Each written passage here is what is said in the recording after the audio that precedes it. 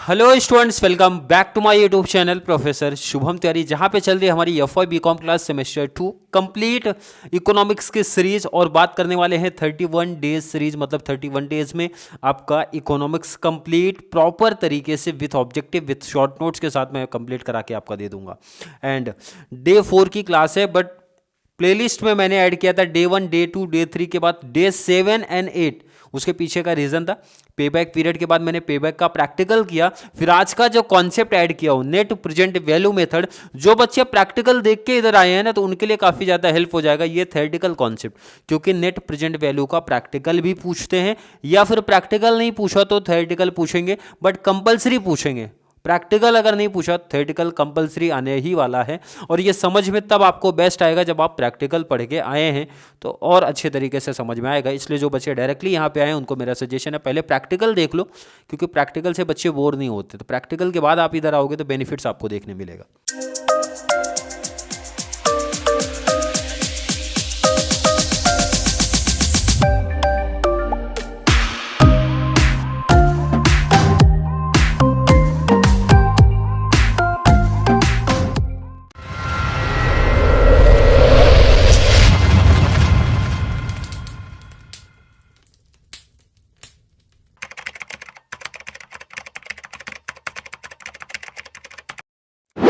अब जरा इस मेथड की बात करते कि भाई ये मेथड हमें क्या बताना चाहता है। नाम बता रहा है नेट प्रेजेंट वैल्यू मेथड। क्या है? Net present value method. इसके पीछे का कॉन्सेप्ट आप समझो, ज्यादा बेस्ट होगा।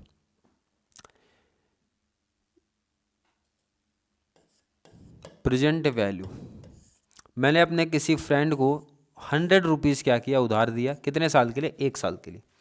और 1 साल के बाद मतलब फ्यूचर वैल्यू आप बोलोगे ना उसको, कितना रुपया दिया उसने? 100 रुपये। तो आपका इस केस में क्या हो गया? लॉस हो गया।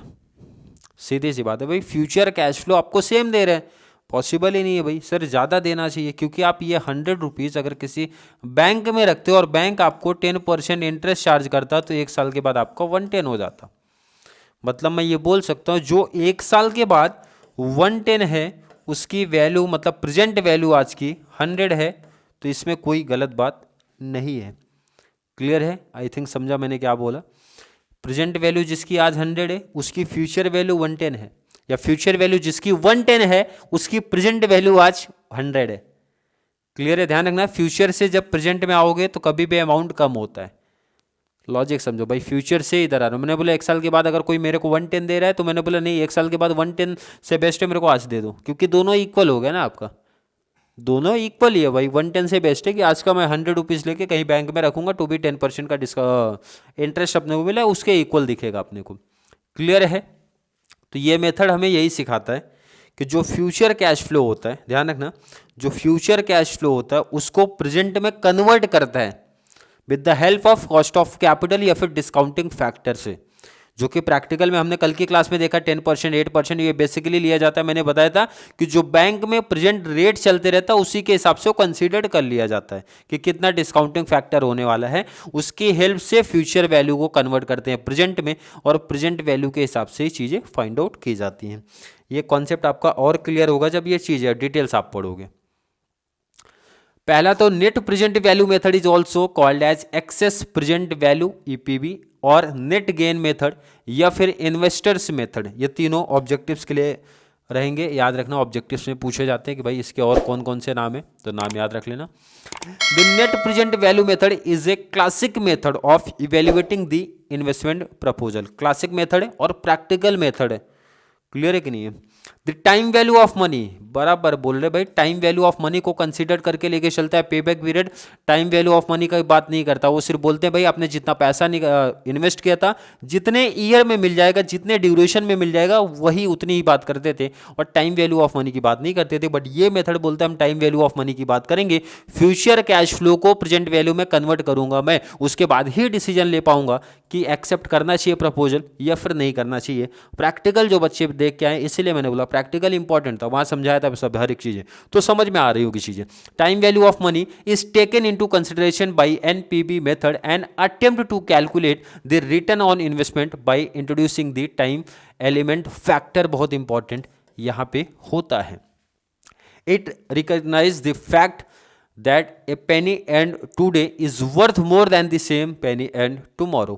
जैसा मैंने एग्जांपल दिया था। अब ये जो वर्ड है भाई, इसका कॉन्सेप्ट आपको समझ में आएगा इधर से। कुछ एग्जांपल दिया जो मैंने अभी आपको समझाने की कोशिश की है।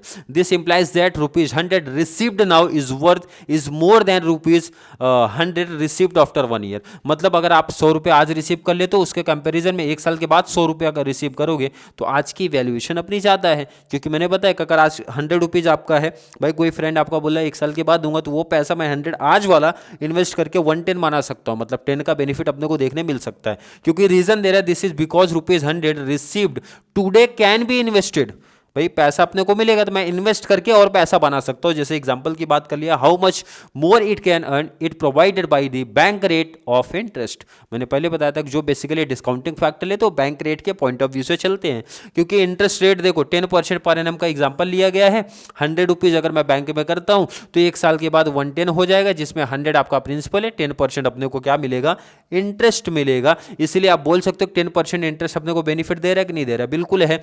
100 जो है टुडे आज का इक्विवेलेंट हो जाएगा, इक्वल है 110 आफ्टर 1 ईयर का। मतलब कोई बंदा अगर अपने को 1 साल के बाद 110 दे रहा है और आज 100 है, उसकी वैल्यूएशन इक्वल मानी जाएगी, इक्विवेलेंट मानी जाएगी। और 2 साल के बाद कितना हो जाएगा भाई, 1 to 1 हो जाएगा आफ्टर 2 ईयर्स। अब ये 1 to 1 कहां से समझ में आया, जिन बच्चों ने कंपाउंड इंटरेस्ट का कॉन्सेप्ट किया है उनको समझ में आएगा मेरे बच्चे की कंपाउंड इंटरेस्ट का कॉन्सेप्ट क्या है। 110 का निकालेंगे, सिंपल इंटरेस्ट का कॉन्सेप्ट नहीं है, नहीं तो 120 आंसर आप दे दोगे। जिन्होंने कंपाउंड इंटरेस्ट पढ़ा उनको समझा होगा 1 to 1 कैसे आ गया है।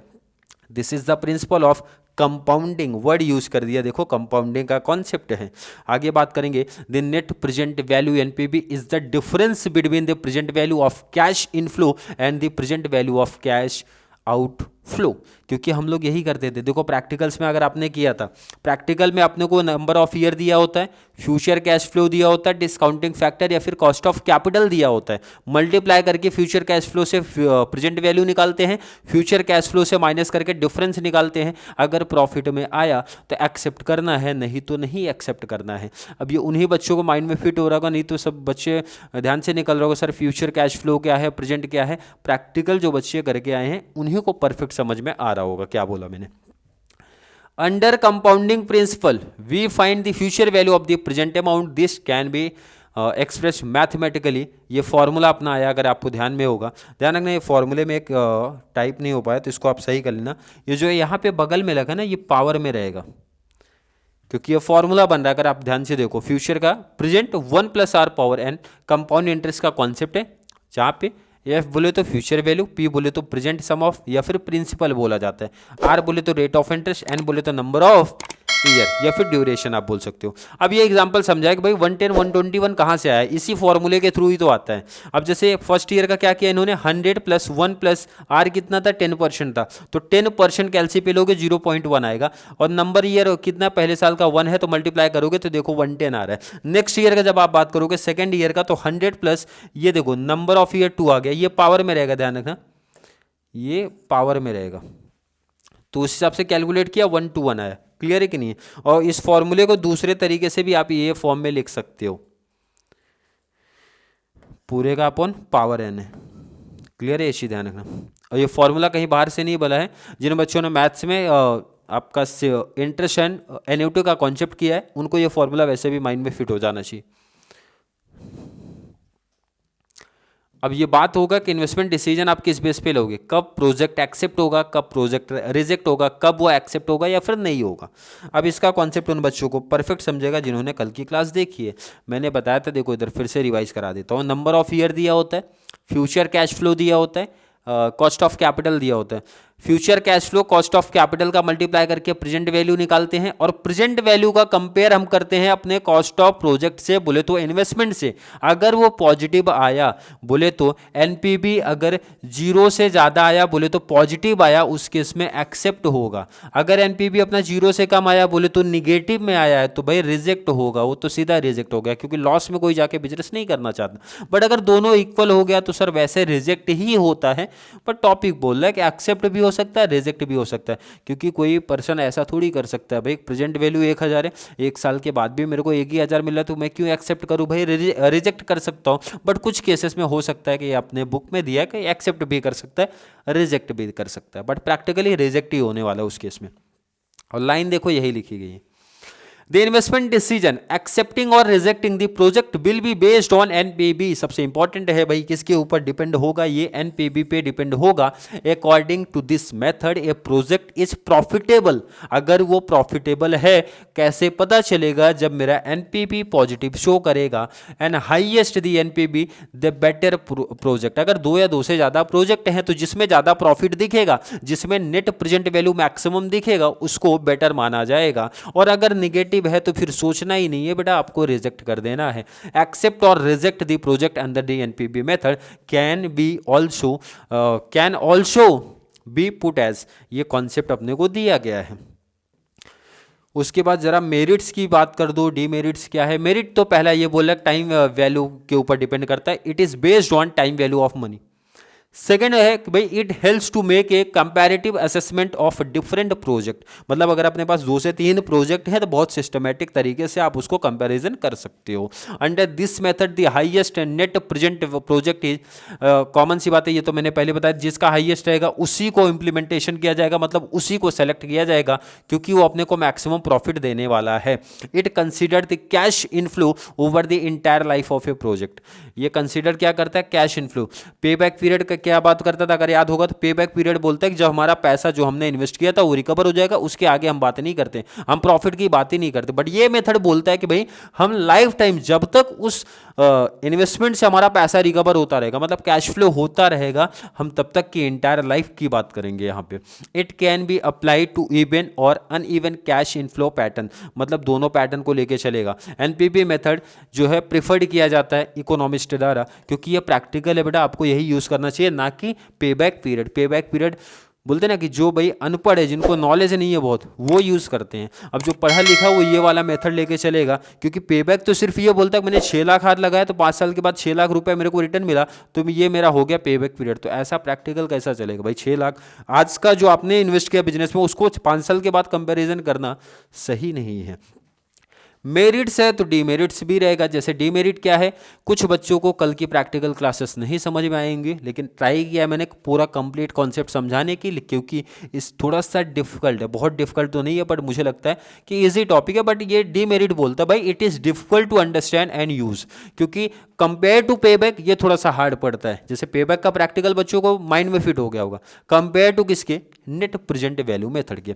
It is more difficult to calculate than the pay back period method. Compare करने के लिए बोल रहा है तो बोल रहा है ये डिफिकल्ट है। आप लोगों को कैसा लगा जरूर मेंशन कर देना, कैसा लगा, ये डिफिकल्ट है कि पे बैक है, या फिर दोनों ईजी है, बता देना। बट डीमेरिट तो यही बोला भाई कि ये थोड़ा सा हार्ड पड़ता है इसकी calculation. The application of this method requires the knowledge of rate of cost of capital. ये मेथड अगर आपको अप्लाई करना है तो rate of cost of capital की नॉलेज होना जरूरी है, जो कि मैंने बोला कि जो प्रेजेंट टाइम पे बैंक का रेट ऑफ इंटरेस्ट चलता रहता है उसी के अकॉर्डिंग चलते हैं। क्लियर है कि नहीं? अगर कॉस्ट ऑफ कैपिटल अननोन है तो इस मेथड का यूज आप नहीं कर सकते, क्योंकि उसी के हेल्प से तो आप प्रेजेंट वैल्यू निकालते हो। क्लियर? आई थिंक क्लियर है। This method does not indicate the rate of return which is expected to be. ये मेथड ध्यान रखना। इसके बाद एक और मेथड आ रहा है, internal rate of return method आ रहा है, तो उसमें मेंशन करते भाई कितना परसेंटेज रिटर्न हो सकता है, बट ये मेथड उसका एक्सपेक्टेशन नहीं करता, मतलब रेट ऑफ रिटर्न की बात नहीं करता। It does not give correct answer to a question when alternatives project of limited funds are available with the unequal life. मतलब यहाँ पे बता रहे कि ये प्रॉपर आंसर कब नहीं दे पाएगा? जब अपने पास अल्टरनेटिव्स अवेलेबल रहेंगे और सबका डिटेल अलग होगा, मतलब कैश फ्लो अलग होगा, नंबर ऑफ ईयर अलग होगा, तो उस केस में ये प्रॉब्लम बन जाता है इस टॉपिक का। अब अगले पेज पे शिफ्ट होते हैं, कुछ एग्जाम्पल भी लिखना जरूरी होता है। अब बच्चे बोलेंगे सर 8-7 में कितना डिटेल्स लिखना है? ये इसीलिए तो डिटेल्स मैंने ज़्यादा लिखा है, क्योंकि मुझे पता है भाई इतना डिटेल्स पढ़ के जाओगे, लिखोगे कम ही, आप इतना लिख नहीं पाओगे, इसलिए मैंने एक्स्ट्रा चीज़ें दी हैं। पहले समझा देते फिर बताएंगे कितना क्या लिख पाओगे आप लोग। जब बोला कैश फ्लो अपना इक्वल रहेगा तो क्या होगा, कल की क्लास जिसने देखी है तो उनको वैसे ही समझ जाएगा। इनिशियल इन्वेस्टमेंट कितना देके रखा है 2 लाख रुपए, नेट कैश फ्लो कितना देके रखा है 60,000 पर ईयर। इसका मतलब समझ रहे हैं आपको, भैया मैंने इन्वेस्ट किया 2 लाख रुपए और हर साल कितना पैसा मिलने वाला है 60,000 पर ईयर मिलेगा। कितने साल के लिए, 6 साल के लिए मिलेगा। कॉस्ट ऑफ कैपिटल 8% है और उसके बाद देख के रखा है भाई 6 ईयर का कितना है 4.63, जो हम लोग अभी तक के सम में पिछले सम में निकाल के आए थे वो दिया है ऑलरेडी क्वेश्चन में। तो करना कुछ नहीं है, बहुत सिंपल सा टॉपिक है भाई। कितना पैसा मिलने वाला है 60,000 मिलने वाला है, रेट दे के रखा है 4.63, मल्टीप्लाई कर दिया और आ गया ये अमाउंट। पैसा कितना लग रहा है 2 लाख रुपए, माइनस कर दो, ये इतना प्रॉफिट हुआ। एनपीवी अपना आ गया इधर पे, तो इसका मतलब ये एक्सेप्टेबल है। ध्यान रखना प्रेजेंट वैल्यू जो रहेगा, अगर कैश आउटफ्लो या फिर इन्वेस्टमेंट जो भी आप बोलो उधर पे उससे ज़्यादा है, पॉजिटिव है तो एक्सेप्ट कर लो, अदरवाइज रिजेक्ट कर दो। अब बात करेंगे यहाँ पे सेकंड वाला, when cash inflow are uneven, मतलब इवन नहीं है, हर साल का अलग डिफरेंट आ रहा है। अब जरा क्वेश्चन नंबर 2 देखो आप क्या है, कितना पैसा लगा है 60,000, कितने साल के लिए 5 साल के लिए, कॉस्ट ऑफ कैपिटल कितना है 10% है। तो 1 2 3 4 5 क्वेश्चन में ध्यान रखना ये गिवन में है, ये दोनों गिवन में रहता है और बहुत सारे केसेस में ये भी गिवन में रहता है। और अगर ये नहीं दिया है तो मैंने आपको सिखाया था ये कैसे कैलकुलेट होता है, फिर से आज की क्लास में मैं मेंशन कर देता हूँ। जो भी 10% दिया तो कैलसी पे ले लेना 1 + 10%, क्या लेना ध्यान रखना 1 + 10% करोगे 1.1 आएगा। क्लियर है, चलो हटा दो इधर पे 1 डिवाइड बाई 1.1, जो भी आपका आया रहेगा 1 डिवाइड बाई 1.1 इक्वल किया तो कितना आ रहा है 0.909, यही आ रहा है। देखो इधर फिर से करना कुछ नहीं है, कैलसी ले लेना, प्रैक्टिस कर लेना एग्जाम में बैठने से पहले, फिर से इक्वल करना, यही आएगा 0.826, फिर से इक्वल करोगे 0.751, फिर से इक्वल किया 0.683, फिर से इक्वल किया 0.621। अगर आगे भी ईयर दिया होता ना तो इक्वल करते जाओ, जितना ईयर चाहिए आपको मिलता रहेगा। क्लियर है कि नहीं है। अब ये दोनों का मल्टीप्लाई कर दो, ये अगला टेबल निकालो, मल्टीप्लाई करो अगला टेबल निकालो, मल्टीप्लाई अगला टेबल। क्लियर है, टोटल कर लिया कितना मिला 69,645, ये प्रेजेंट वैल्यू है। कितना पैसा आपने लगाया था 60,000, कितना पैसा मिल चुका है टोटल, प्रेजेंट वैल्यूएशन उसकी कितनी है 69,645। आप प्रॉफिट में चल रहे हो, प्रॉफिट में हो तो इसका मतलब एक्सेप्ट कर सकते हो भाई, प्रॉफिट कितना है 9645 का प्रॉफिट है, इसका मतलब है ये सेलेक्ट कर सकते हो इस प्रोजेक्ट को। क्लियर है क्या, आई थिंक क्लियर होगा, आई थिंक क्लियर कॉन्सेप्ट होगा। देखो एग्जाम्पल जरूर लिख देना आप लोग, क्योंकि मुझे पता है बहुत बच्चे थेरेटिकल पार्ट नहीं लिख पाएंगे, इसलिए मैंने एक्स्ट्रा चीज़ इसमें लिखी है। देखो प्रैक्टिकल तो एक पेज आपका यही कवर कर लेगा। 8C1 के पैटर्न में कितना डिटेल्स लिखना रहता है 2.5 पेज लिखना रहेगा, ये भी चीज़ ध्यान रखना, उसी हिसाब से आपको मार्क्स मिलता है। प्रॉपर आंसर अपना 2.5 पेज है। अब लेकिन डिटेल्स देखोगे मैंने काफ़ी लिख दिया है, क्योंकि मुझे पता है कि सब बच्चे इतना डिटेल नहीं लिख पाएंगे, तब इसी में से आपको सेलेक्ट करना पड़ेगा कि आप कितना लिखना चाहते हो। क्लियर है कि नहीं है। 3 पेज लिखा है, 3 पेज को आपको 2.5 में कन्वर्ट करना है, वो भी 3 पेज का PDF आपको दिख रहा है ना, आप इसको लिखने बैठोगे तो और जाएगा आपका, बट एग्जाम में 2.5 से ज़्यादा नहीं है, तो आपको उसी पैटर्न में लिखना पड़ेगा, जितना आप याद करके जा सकते हो, जितना आप समझ के जा सकते हो। बट एग्जाम्पल जरूर लिख देना, ये मेरा सजेशन है, चाहे वो पेबैक आपका है, चाहे NPV मेथड है, या फिर इंटरनल रेट ऑफ रिटर्न का। वैसे प्रैक्टिकल तो इंटरनल रेट ऑफ रिटर्न का नहीं है, 2 ही प्रैक्टिकल आपको पूछेंगे, पेबैक अदरवाइज NPV। IR आपके सिलेबस में नहीं है, प्रैक्टिकल तो नहीं रहेगा, बट थेरेटिकल पूछ सकते हैं। क्लियर कॉन्सेप्ट है, आई थिंक क्लियर कॉन्सेप्ट है। फिर भी किसी बच्चे को अभी भी कोई डाउट, कोई कन्फ्यूजन अगर क्रिएट होता है तो ज़रूर नीचे कमेंट में ऐड करो, या फिर कॉन्सेप्ट क्लियर है। वीडियो थोड़ी सी भी हेल्पफुल लगती है तो वीडियो को लाइक करना है, और जितना ज़्यादा पॉसिबल हो सके चैनल का लिंक हमारे कॉमर्स सेक्शन वाले बच्चों को ज़रूर शेयर करें, ताकि उनको भी इस चैनल से बहुत सारा बेनिफिट्स मिले।